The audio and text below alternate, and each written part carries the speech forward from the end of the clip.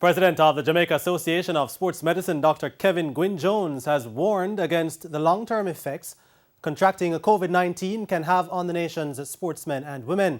More in this report. Since the outbreak of the COVID-19 pandemic, a number of high-level sportsmen and women who have contracted the virus have successfully returned to competition. But the potential long-term effects of the virus on athletes shouldn't be overlooked, according to President of the Jamaica Association of Sports Medicine, Dr. Kevin Gwynne-Jones. Apart from the lungs, that it can affect the heart as well. It can cause irregular heartbeat, and it can also cause an inflammation of the heart known as a myocarditis, which would affect the individual's ability to perform in different, especially for endurance type sports like long distance running and probably something like football where you're playing for 90 minutes.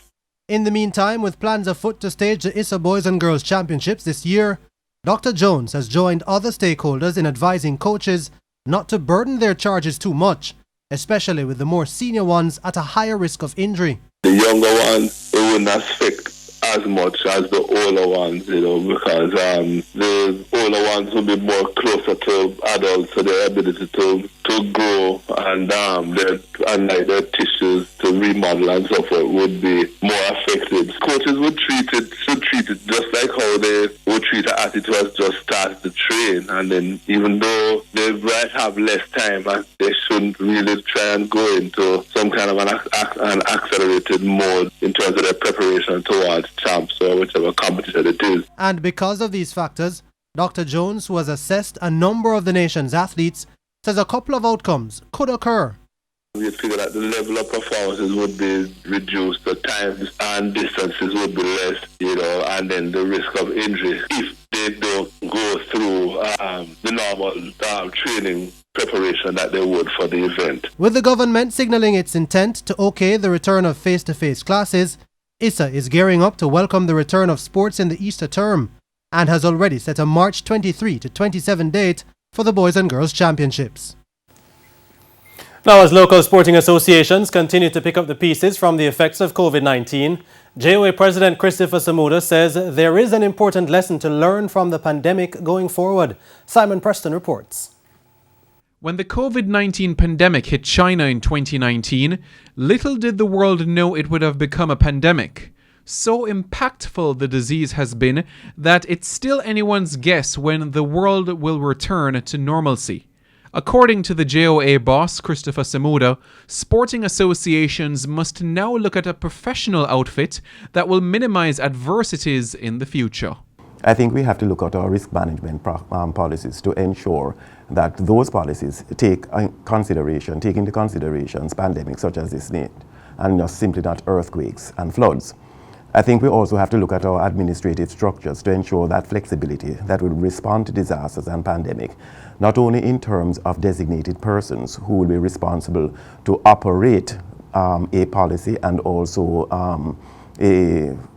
initiative when this pandemic occurs. But Samuda is aware that not all associations can afford a policy to guard themselves against a pandemic. The economy will not allow everyone to properly effect insurance coverage against these risks.